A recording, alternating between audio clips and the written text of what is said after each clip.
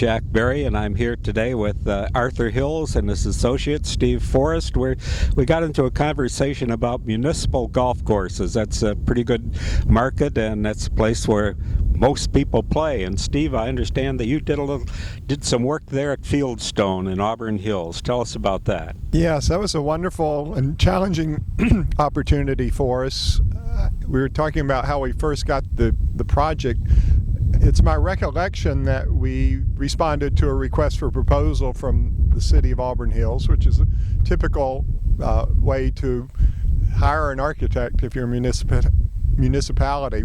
We'd done 25 or so municipal projects at the time, and we knew how to fill out the forms, and we had a good portfolio of successful projects from Miami Beach in South Florida to the Toledo area and southeast Michigan. So I think they saw something in us that they liked and signed us up. So the project was quite unique in that it was originally a 27-hole golf course on the site. I'm not sure at what point the city purchased it, but they were going to sell a portion of the land to a corporation so that they could build their headquarters, offices there, along with the parking.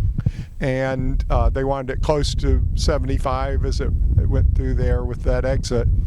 One of the main challenges of the property was it was essentially a peat bog in many spots, and there were also wetlands in addition to the peat.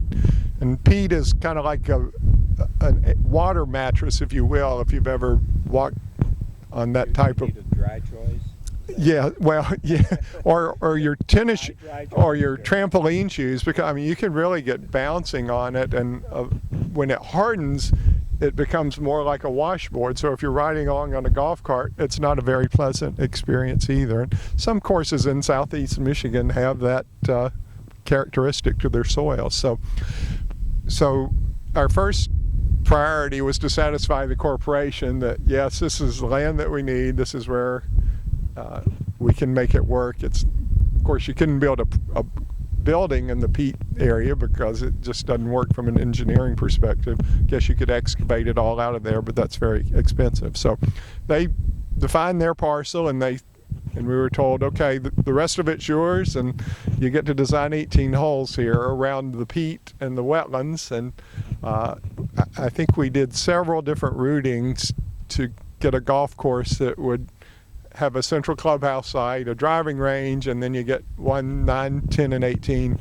around the clubhouse so that you can go in and out twice on the property. So that there weren't too many options, frankly. We had an engineer delineate the worst areas of the peat, but we still had to cross it.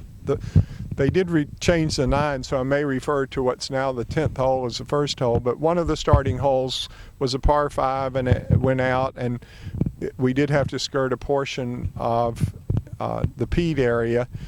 The driving range, since there wouldn't be many people out there picking ball other than the ball picker out there, we tried to get as much of the peat in the driving range area so that players wouldn't have to experience that every day.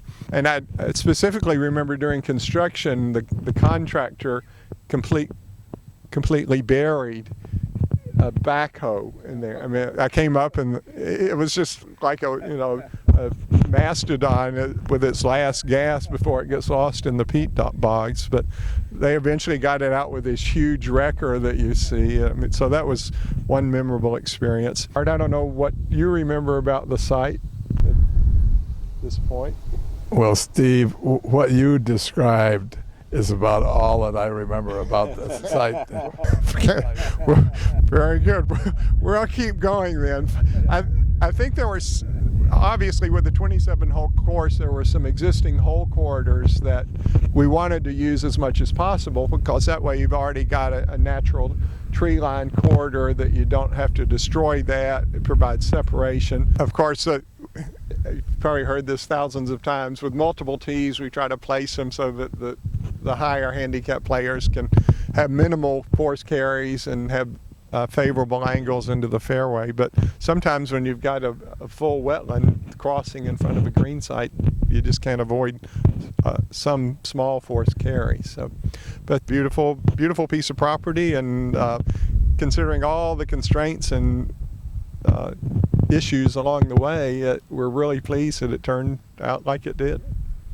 Yes. Okay. Gordon Marmion's done a fantastic job. He's been there a long time, maybe since the beginning even, and I know they run a lot of golfers through there with leagues and outings, and the practice area, even though there's peat bog at the end, it's pretty much a full-size range with target greens, and they've continued to improve as well. There was a creek that ran through the property, and 3, 4, 5 years ago they wanted to improve or restore the characteristics of that stream. So we went back in and created some wetland areas to again slow down and actually retain some water on the site during storm events.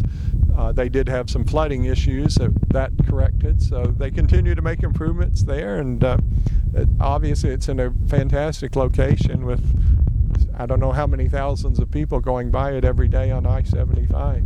Well, we've been talking with Steve Forrest, who did a lot of work there at Fieldstone in Auburn Hills.